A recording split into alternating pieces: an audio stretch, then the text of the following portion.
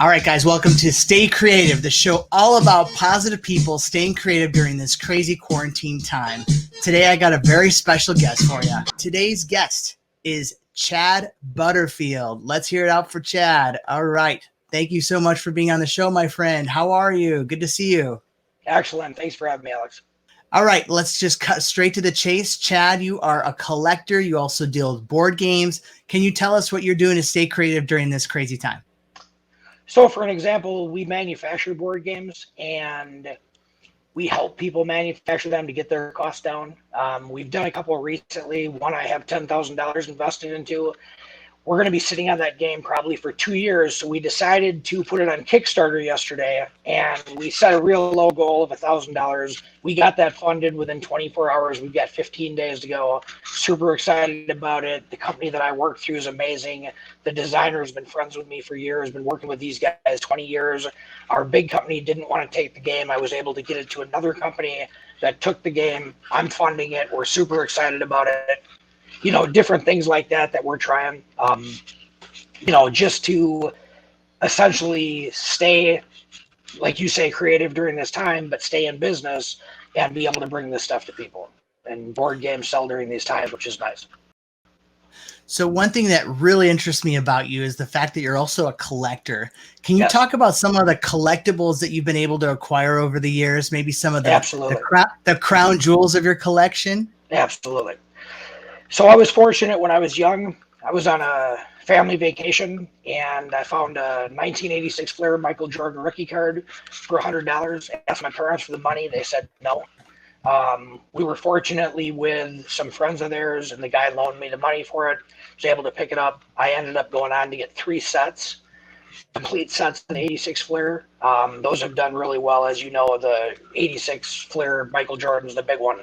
I do have 5 of those right now. I've bought and sold probably 50 in my lifetime. Wow. Other collectibles that you wouldn't believe, and unfortunately I haven't made as much money on them. I have made good money, but not the big money. The original Charizard from Pokemon, PSA 10 right now is going for $50,000. I think the highest I sold was $5,000. And wow. Magic cards are absolutely insane. I started my business with sports cards, as you know, out of high school in 91. When the baseball strike hit in 94, everything changed, and it went to a collectible card game market. Magic the Gathering came out. There's cards in Magic over $100,000. A Black Lotus PSA 10, if you can get that. Actually, there's a better grading company for the Magic cards. If you get a 10, they're bringing 50 to 200,000 plus. It's pretty insane market. Sealed packs and boxes are absolutely ridiculous. I just bought 2 packs of something for $600, and they're worth about $1,000 each. And that's a set that came out like probably 5 years later. It's pretty nuts. So if it's a sealed pack, anytime you have an economy, sorry.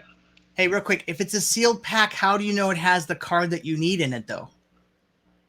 You don't. The thing is, though, if it grades high enough, it's worth a lot of money. I've got some friends right now that are buying the 86 Fleer boxes sealed for about $100,000, $200,000 a box. I've got a friend that has 5. You only get like 4 or 5 Michael Jordans in there. You're obviously not probably going to get them all to grade super high because of centering and stuff like that. But because it's sealed, you have the option, the possibility, I guess you would say. So it's not a great investment. I would more go for the card that you see the centering and the condition, then you know what you're getting. But, there's not a lot of sealed stuff from those eras. That's why it's worth so much money. All right. Well, I happen to be a pretty lucky guy myself. Let's talk about this. This is the card you're talking about, the Fleer Michael Jordan. It's hard to see. There we go. Yep, so beautiful. What makes this card so rare and so valuable? It's just that, so his original rookie was like 84, 85 star.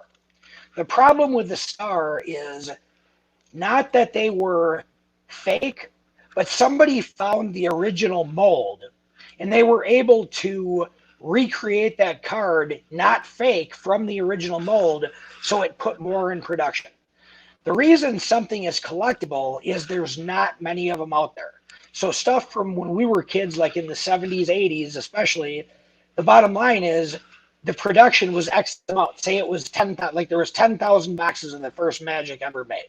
That's not a lot when you have millions and millions of people, and especially these things are collectibles worldwide. So the numbers are important. Now, since the star was recreated but not fake, it made the 86 Fleer his best card. I'm not sure the exact production, but there were not a ton of those made compared to obviously what's needed or wanted actually. So that's what makes that so collectible. And then what's hard to explain to people is grading is such a fine thing. People take magnifying glasses, things like this. I can look at stuff and think it looks like pretty close to gem mint to me, and it gets graded an 8 out of 10. You know, there's so many different things that go into it. Centering, card quality, paper quality, different things like that. And at the end of the day, it's arbitrary. Basically, whoever decides the grading on it, that is what it is. So, you know, it basically Yeah, is it's up to very those subjective. people. Yes, subjective, right. Yes. Hey, so I got another card for you. You know this one? I'm trying to see it. Can't really see it. It's the Babe. This is the Babe Ruth rookie card, red. Okay, nice. So tell me about that card. I'm not super familiar with the red one. I know a little bit about it, obviously, but like his original rookie card from Topps, I'm familiar with, and we've dealt with a lot of his autograph stuff and things like that. That card there, I haven't dealt with myself at all. I know one of my friends that sells stuff has sold a couple of them. There's not a lot out there. I'm not sure the exact production on that one. All right, and my last favorite one that I want to show you, which I know you know a lot about, is the Honus Wagner rookie card. Yep. All right, Yep. So tell me about this one. What's so good about this card?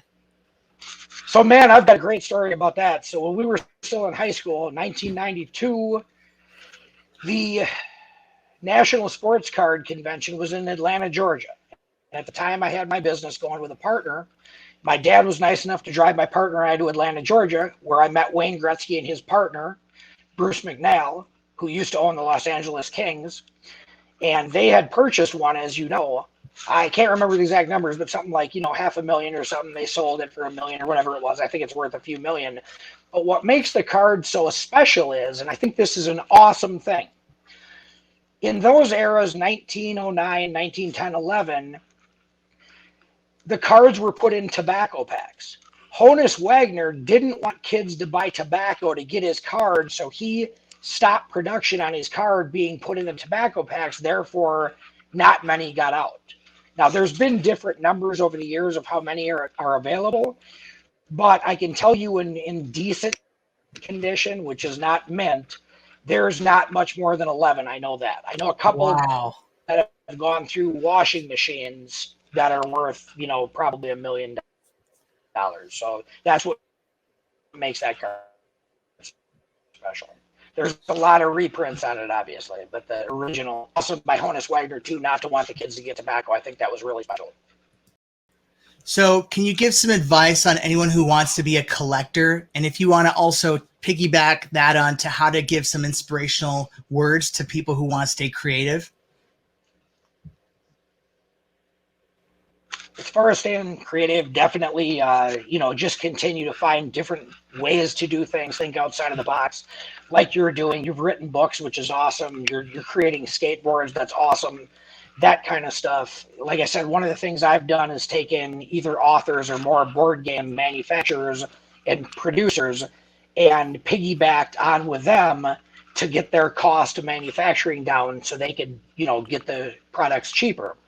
On that, as far as collecting goes, I would say, just be smart about things. Like if you're buying things for your kids, depending, like if it's Lego's a staple brand. The cool thing about Lego is bricks are always worth money. So even if it's something like, say, Harry Potter that goes out, it's going to be worth something. I'm not saying Harry Potter's out. It's definitely not. It's very collectible. But my point is, if that would die, you still have the actual Legos, which are worth something. So that type of stuff, what I try to do, like I picked up my son a Disneyland train from Disney World, from Disneyland. And when I did it, by the time he's old enough, that set's probably going to be worth $1,000, $2,000 more than it is. Well, of course, I'm going to let him open it and play with it. So I picked him up a second one to put away. So just like be cognizant of that. If you think there's something that could be interesting down the line, and you can put a second set away so the kids don't open it, that type of thing. But in general, they're still worth money if they're open. So it is what it is. I'm all for kids playing with stuff and things like that. I think collecting is neat. In the economy like we have going on in 08, 09, and now, especially now with the pandemic, what's cool is tangible goods are important. Granted, I can't go to Walmart with a silver dollar from 30 years ago and get more than $1, but realistically on a coin site or somewhere on eBay, something like that, it's worth a lot more. So gold, silver, obviously your tangible goods, your collectibles during pandemics are definitely worth money. And we're seeing that right now. I can't believe how up the sports card market is, because that's what I started in. And as I told you, I got into collectible card games and games and toys over that. But that market is so up right now because of our economy. So I would just say things like rare coins and stuff like that, be cognizant. If you see one of those or something, just, hang on to it, that type of thing. Or don't let it go for $1 when it's worth 30 or 100 or whatever it's worth. So another thing about collectibles is you got to have a place to put it. I mean, you have so many collectibles, you run out of space, right? So how do you deal with that? So myself, I've got 6 safety deposit boxes, and the reason I started doing different things is I had a lot of people steal from me in my life. In any case, live and learn. So I've got 6 safety deposit boxes, obviously different safes, things like that. I've got a 10,000 square foot business in Madison, Wisconsin, where I have a lot of things at. That's where my main business is. I live in Buckeye, Arizona, and have a couple houses there. Trying to do a lot with investments, real estate wise, and things like that. Just try to stay ahead of the game on everything, if you will. I looked into things in 08, 09, and I was in a position where I wasn't doing that great. I said to myself, what can I do when the economy is so bad? And board games, as I told you, picked up big time. So my business started doing good. And I was talking to my aunt, and she said, hey, I found this place, Buckeye, Arizona, middle of nowhere. And I said, I'll look at it. And, real estate was worth about 1/3 of what it should have been. And I was like, hey, this is pretty fast growing place. So I ended up picking up some places out there. And we've been in the top 7 fastest growing cities, over 50,000 people in the last 7 years. I think right now in 2020, we ranked number 1 over 50,000 people. And in 1999, it was 4,700 people. When I moved here, it was 50,000. We're now over 85,000.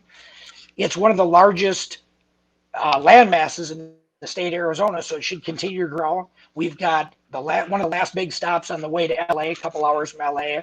Big power plant past us, that nuclear plant that supplies LA. So you're just trying to stay ahead of the curve and be creative with, hey, I think this is going to grow. I think, and that's what I've done with the collectibles and stuff like that, but you got to stay smart with it. Like I say, keep the expensive stuff, like your Jordan there, man, keep that definitely somewhere safe, stuff like that. Just be smart about it and do the best you can. All right, Chad, where can our audience find you online? So our website is candcbargains.net. All right. Where else? On eBay, we're candcbargains.net online store. And for all you guys who want to learn about marketing, video production, making your own TV show, all that type of stuff, you can come to our website, which is spygamestudios.com. And you know what? Maybe you can then collaborate with one of our friends here on collectibles, on productions, all different types of stuff. Spy Game Studios is there for you. All right, Chad. Well, thank you so much for being on our show. It's been a pleasure learning about all the different collectibles and how to survive in a pandemic, especially how to thrive, which is what you've done. So thanks again for being on our show, and we'll talk to you soon. Thank you. Thanks again for having me, Alex. Appreciate it, and keep up your awesome work. Love your positivity. All right. Later.